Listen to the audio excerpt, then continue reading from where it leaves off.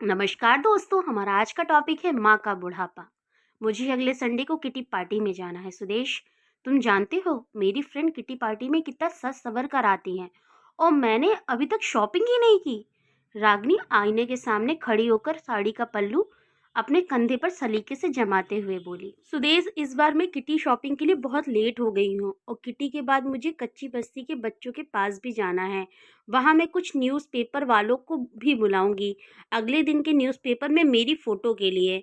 अब देखो ना सुदेश, मिसेस सक्सेना ने तो वृद्धाश्रम जाकर मिठाइयाँ और कपड़े बांटकर अपनी पोस्ट कल ही फेसबुक पर डाल दी और मिसेस शर्मा भी अनाथालय में गिफ्ट बांटती हुई अपनी फोटो इंस्टाग्राम पर डाली हैं। हर शुभ काम मेरा दिमाग में लेट ही आता है। सुदेश, तुम सुन भी रहे हो मैं क्या बोल रही हूँ? सुदेश झुलझुला के बोला, हाँ यार, सुन रहा हूँ। मैंने तुमसे कब मना किया है शॉपिंग के लिए?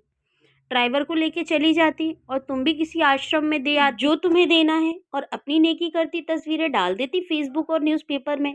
मुझे क्यों सुना रही हो? शर्ट की बटन लगाते हुए सुदेश बोला, अब कितनी देर और लगाओगी तैयार होने में? मुझे आज ही अपने स्टाफ को बोनस बांटने भी जाना है। जल्दी करो, मेरे पास टाइम नहीं है, कहकर रूम से बाहर निकल गया। सुदेश तभी बाहर लॉन में बैठी माँ पर नजर पड़ी। कुछ सोचते हुए वापस रूम में आया। रागनी, हम शॉपिंग के लिए जा रहे हैं, क्या तुमने माँ से पूछा कि उनको भी कुछ चाहिए है क्या? रागनी बोली, नहीं, वैसे भी अब उनको इस उम्र में क्या चाहिए यार, 2 वक्त की रोटी और 2 जोड़ी कपड़े, इसमें पूछने वाली क्या बात है? वो बात नहीं है रागनी, माँ पहली बार गर्मियों की छुट्टी में हमारे घर रुकी हुई हैं, वरना तो हर बार गांव में ही रहती हैं, तो औपचारिकता के लिए ही पूछ लेती। अरे इतना ही माँ पर प्यार उमड़ रहा है तो खुद क्यों नहीं पूछ लेते? झल्लाकर चीखी थी रागिनी और कंधे पर हैंडबैग लटकाते हुए तेजी से बाहर निकल गई। सुदेश माँ के पास जाकर बोला, माँ, मैं और रागिनी उसकी शॉपिंग के लिए बाजार जा रहे हैं, आपको कुछ चाहिए?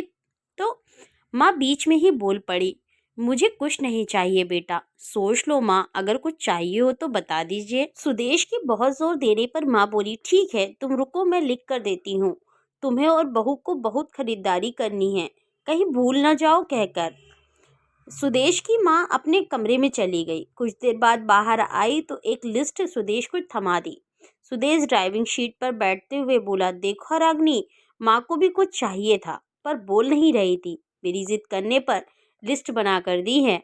इंसान जब तक जिंदा रहता है रोटी कपड़ों के अलावा भी बहुत कुछ चाहिए होता है। अच्छा बाबा, ठीक है, पर पहले मैं अपनी ज़रूरत की सारी सामान लूंगी, बाद में आप अपनी माँ की लिस्ट देखते रहना, कहकर कार से बाहर निकल गई। पूरी खरीदारी करने के बाद रागनी बोली, अब मैं बहुत थक गई हूँ, मैं कार में एसी चालू करके बैठती हूँ, आप माँ जी का सामान देख लो। अरे रागनी, तुम भी रुको, फिर साथ में चलते हैं, मुझे भी जल्दी है, देखता हूँ माँ ने क्या मंगवाया है, कहकर सुदेश ने माँ की लिखी पर्ची जेब से निकाली। बाप रे, इतनी लंबी लिस्ट, पता नहीं क्या क्या मंगवाया होगा। जरूर अपने गांव वाले छोटे बेटे के परिवार के लिए बहुत सारा सामान मंगाया होगा। और बनो श्रवण कुमार, कहते हुए गुस्से से सुदेश की ओर देखने लगी। पर ये क्या, सुदेश की आंखों में आंसू और लिस्ट पकड़े हुए सुदेश के हाथ सूखे पत्ती की तरह हिल रहा था, पूरा शरीर कांप रहा था। रागिनी बहुत घबरा गई। क्या हुआ ऐसा, क्या मांग ली थे तुम्हारी माँ ने, कहकर सुदेश के हाथ से पर्ची झपट ली।